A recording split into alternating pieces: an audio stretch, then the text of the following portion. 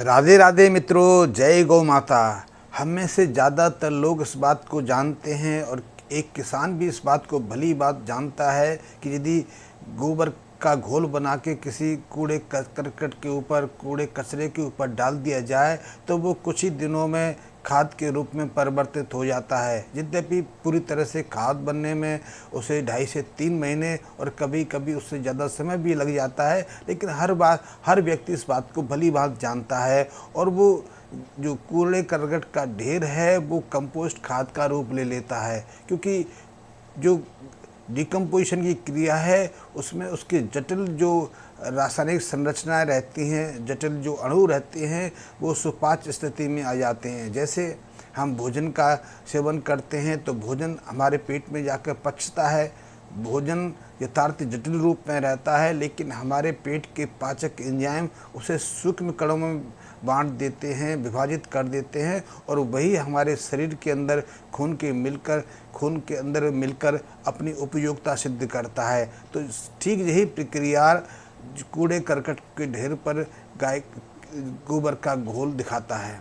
हर किसान जानता है इस बात को, लेकिन वो बेबस है क्योंकि वो इस कंपोस्ट खाद का प्रयोग पूरी तरह से नहीं कर पा सकता, क्योंकि वो पिछले कितने दशकों से अपने खेतों में रसायन आधारित खाद का प्रयोग करता रहा है। इसके कारण उसकी भूमि एक तो इस रसायन खाद की आदी हो गई है, क्योंकि खेत की जो ऊपरी परत है वो इतनी कठोर हो गई है, इतनी ठोस हो गई है कि फसल की जो जड़ें हैं ज़्यादा गहराई तक नहीं जा पाती। तो हमारी खेत की जो निचली परतों में पोषक तत्व रहते हैं, जो सक्रिय जीवाणु रहते हैं, वो अपना किसी तरह की भूमिका फसल को दे नहीं पाते। इसलिए ऐसी फसलों के लिए सतही रूप से कई तरह की खादों की ज़रूरत पड़ती है, कई तरह के पोषक तत्वों की ज़रूरत पड़ती है। इसीलिए किसान को यूरिया, डीएपी वगैरह का प्रयोग करना पड़ता है और जो वो प्रयोग करता है उसका अधिकांश हिस्सा तो काम ही नहीं आता। वो तो बाष्पीकृत होकर या तो उड़ जाता है या फिर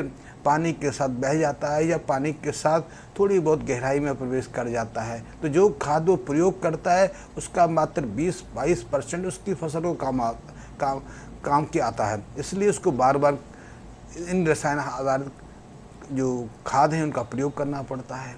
लेकिन इसी कार्य को यद्यपि वही कूड़े करकट का ढेर या गोबर की खाद पूरी तरह से पूरी कर सकती है, लेकिन उसकी व्यवस्था है, क्योंकि ये कार्य उसका 1 बोरी यूरिया कर देता है या 1 बोतल नैनो यूरिया की या नैनो डीएपी की करती है। उसी प्राप्ति को, उसी चीज़ को पाने के लिए किसान को कई क्विंटल इस गोबर की खाद का प्रयोग करना पड़ता है या वर्मी कंपोस्ट अपनानी पड़ती है। उस पर एक तो लागत भी आती है, तो श्रम भी ज़्यादा करना पड़ता है। फिर तीसरी चीज़ है कि इतना गोबर लेके कहाँ से आए, ठीक, और गोबर लेके भी आए तो उसमें गाय का गोबर तो विशेष गुणों के कारण अपनी विशिष्टता रखता है। लेकिन यदि किसान गाय के गोबर के साथ में भैंस के गोबर का भी उपयोग कर ले या फिर जर्सी गाय के गोबर का भी प्रयोग कर ले तो उसके साथ में 2-3 परेशानियाँ और आ जाती हैं, क्योंकि इन गोबरों से उसके खेत में कई ऐसे हानिकारक जीवाणु विकसित हो जाते हैं, कई तरह के ऐसे कीट पतंगे फलते फूलने लगते हैं जो उसकी फसल को नुकसान करने लगते हैं। देखने में आया है कि गाय के गोबर में दीमक की समस्या नहीं आती है। दीमक, टिड्डी, कई तरह के जो हानिकारक जीव जंतु हैं गाय के गोबर से दूर भागते हैं, लेकिन दीमक सहजता से भैंस के गोबर में पलने लग जाता है। इसी तरह कई और जीव जंतु या कई तरह की बीमारियां जो दूसरे तरह के खाद हैं उन पर ज़्यादातर हमला करती हैं। तो ऐसे में समस्या आती है और वो जानता भी है कि उसकी रासायनिक खाद को उपयोग करने की व्यवस्था है, बिना उसकी खेती नहीं होगी। खेती करेगा तो फसल की इतना उत्पादकता नहीं होगी, उससे हानि उठानी पड़ेगी या फिर उस पर कर्ज का बोझ दब जाएगा, खर्चा ज़्यादा होगा और फसल से आमदनी कम होगी। तो अंततः उसे व्यवस्थापूर्वक ऐसी रासायनिक खादों का उपयोग करना पड़ता है। वो जानता है कि रासायनिक खादों के प्रयोग से उसे स्वयं कितनी हानि उठानी पड़ रही है। वो अपने स्वास्थ्य को भी दांव पे लगा रहा है, अपने परिवार के स्वास्थ्य को भी दांव पे लगा रहा है, पूरे समाज को उसने एक तरह से विष बांटना शुरू कर दिया है। और इतना ही नहीं, उसके ऊपर खेती करने का बोझ बढ़ता जा रहा है, खर्चे बढ़ते जा रहे हैं। तीसरा सबसे बड़ी प्रमुख जो चीज़ है कि उसके आसपास का वातावरण, जल स्रोत और उसकी मिट्टी अपना उपजाऊपन खोती जा रही है और वातावरण प्रदूषित होता जा रहा है, लेकिन उसकी व्यवस्था है। ऐसे में क्या कर सकते हैं? समस्या ये है कि इसका समाधान क्या है? क्योंकि किसान के सामने हल तो है, लेकिन उसका वो प्रयोग नहीं कर पाता, क्योंकि जो प्रयोग वो एक बोतल यूरिया खाद से कर लेता है, एक बोरी यूरिया खाद से उसकी समस्या हल हो जाती है, और वो भी 200-250 रुपये की बोतल के साथ में, बोरे के साथ में, तो उसके लिए 5-7 हज़ार रुपये क्यों खर्च करे? क्योंकि बर्मी कंपोस्ट की कीमत आज भी 8-10 रुपये प्रति केजी के आसपास है, और ऐसे में यदि उसको 3 या 4 क्विंटल बर्मी कंपोस्ट अपने खेतों में डालने के लिए विवश होना पड़ जाए तो उस पर कितना अतिरिक्त खर्च का बोझ आएगा। तो ऐसे भी एक समाधान है। समाधान ये है कि आप एक काम करके देखिए, प्रयोग करके देखिए। निश्चित रूप से इससे ना तो आपकी फसल पर कोई नुकसान आएगा, बल्कि फसल की यील्ड जो आपकी वर्तमान है उसमें 1.5 से 2 गुना वृद्धि होगी। तीसरी, आपकी खेत की जो भूमि है, खेती की जो ज़मीन है, वो भुरभुरी होगी, मुलायम होगी, उसकी पोरसता बढ़ती चली जाएगी। क्यों? क्योंकि जो मैं हल बताने जा रहा हूँ, या गाय के गोबर का जो घनसत्व है, या गाय के मूत्र का जो गाढ़ा घनसत्व है, वो ऐसी विशिष्टताएं रखते हैं, उनमें ऐसे विशिष्ट रसायन, एंजाइम्स और जीवाणु होते हैं जो खेत की जो ऊपरी परत है उसके हार्डनेस को समाप्त कर देते हैं। दूसरा, इस गोबर के सत्व भाग में या मूत्र में वही सब एंजाइम और रसायन रहते हैं जो गाय के पेट में काम करते हैं, क्योंकि गाय के पेट में भी तो वही पाचक एंजाइम पाचन की प्रक्रिया में सहायता करते हैं, क्योंकि गाय भी तो वही घास फूस खाती है, हरा चारा खाती है या सूखा चारा खाती है, उसको पचाने का कार्य भी तो कुछ ना कुछ करेंगे। तो ये जो पाचक एंजाइम्स हैं, ये जो रसायन हैं या फिर जो बैक्टीरियास हैं, गाय के भैंस के पेट से ही बाहर आते हैं और गोबर में उपस्थित रहते हैं। लेकिन गोबर का अधिकांश भाग तो सेलुलोज के रूप में रहता है, वो सीधे सीधे हमारे खेतों में किसी तरह की भूमिका नहीं निभाता। हाँ, उसका यदि डिकम्पोजिशन हो जाए और वो ह्यूमस में बदल जाए तो उसके कुछ पोषक तत्व उसमें आ जाते हैं। लेकिन यदि वो ह्यूमस में ना बदले, आप सीधे सीधे उस गोबर को आप अपने खेतों में डालेंगे तो उसकी कोई उपयोगिता नहीं। उपयोगिता उसी चीज़ की है जो उसमें मिश्रित रूप में है, उसके तरल भाग में है, क्योंकि तरल भाग महत्वपूर्ण है। तो ऐसे में यदि आप चाहो तो एक प्रयोग कर सकते हैं, वो प्रयोग बहुत महत्वपूर्ण है। प्रयोग ये है कि या तो कम से कम 2 किलो के आसपास ऐसे गाय के गोबर का सार तत्व अलग कर लें। सार तत्व अलग करना कोई मुश्किल नहीं है।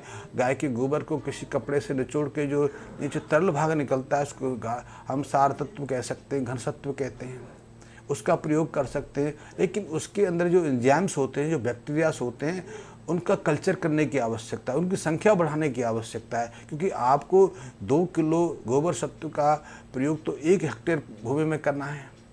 तो 1 हेक्टेयर भूमि के लिए कम से कम 2 किलो गाय के गोबर का घनसत्व की आवश्यकता है। फिर उसको कल्चर कर लेंगे तो उससे आपकी आवश्यकता पूर्ति होगी। तो इसका कल्चर कैसे करेंगे? कल्चर करने के लिए जो इसके अंदर जीवाणु हैं उनको सक्रिय करने की, उनको संवर्धित करने की आवश्यकता है। तो संवर्धित करने के लिए आप 3-4 चीज़ें कर सकते हैं।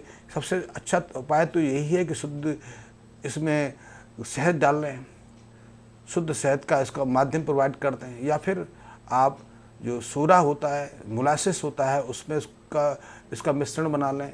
या फिर तीसरा है कि आप शुद्ध ग्लूकोज लिए ग्लूकोज लिक्विड बाज़ार में सहजता से मिल जाता है, उसका प्रयोग कर सकते हैं। और तीसरा या चौथा, वो भी बहुत महत्वपूर्ण है, उसकी उपयोगिता भी है, वो है जरगरी। आप गुड़ ले सकते हैं, तो गुड़ के माध्यम से भी आप गाय के गोबर में जो जीवाणु होते हैं उनका संवर्धन कर सकते हैं। और फिर इससे इसकी मात्रा को आप 200, 500, 1000 लीटर तक बना सकते हैं। तो 1000 लीटर का प्रयोग तो 1 एकड़ में सहजता से किया जा सकता है।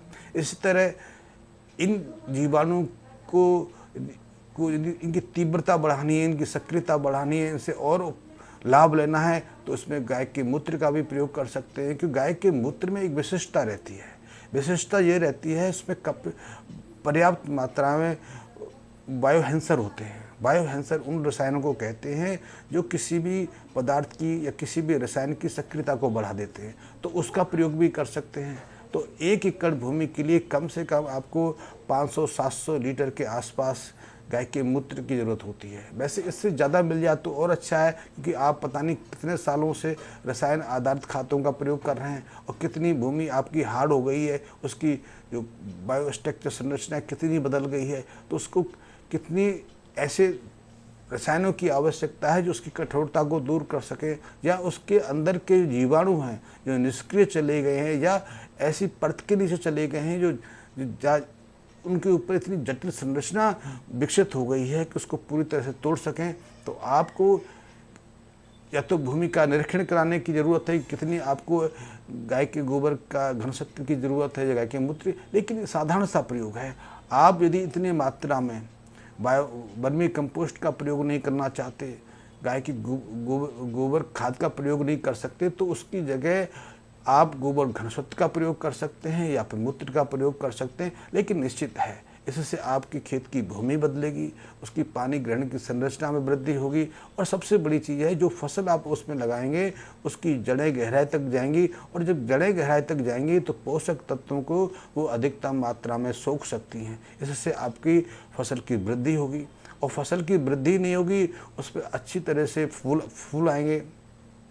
जब फसल पर फूल अच्छे आते हैं तो निश्चित रूप से आपकी फसल की जो मात्रा बढ़ती है, यील्ड बढ़ जाता है। तो आप यदि इस प्रयोग को करेंगे तो एक फसल में कम से कम 1.5 गुना की वृद्धि हो सकती है। और यदि निरंतर इस काम को करते रहेंगे, इस काम को 2-3 फसलों तक आप नियमित रूप से प्रयोग में लाएंगे, तो आप देखेंगे कि आपकी फसल की मात्रा 2 से 2.5 गुना तक बढ़ जाती है। चाहे फसल चाहे अन्न की हो, धान्य की हो, तिलहन की हो, या फिर साग सब्जियों की, किसी भी तरह की फसल हो, हर फसलों पर ये बहुत महत्वपूर्ण भूमिका निभाती है। आप करके देखिए, कोई ज़्यादा खर्ची का तो मैंने बताया नहीं। यदि आपको प्रयोग ही करना है तो हम भी इसका बनाते हैं, तो आप वहाँ से ले सकते हैं। कोई ज़्यादा महत्वपूर्ण नहीं, 100, 150, 200 रुपये में एक बोतल आ जाती है। आप प्रयोग करके देखिए, और यदि इतना भी खर्च करना चाहें तो एक क्यारी में इस प्रयोग को करके देख लीजिए। एक क्यारी में 3 महीने में आपको फ़र्क दिखाई देगा। तो फिर आप अपने पूरे खेत को इस ऑर्गेनिक से या इस गाय के गोबर से, गाय के मूत्र से आप फसल कर सकते हैं। इससे एक समस्या से आप बच सकते हैं। वो समस्या ये है कि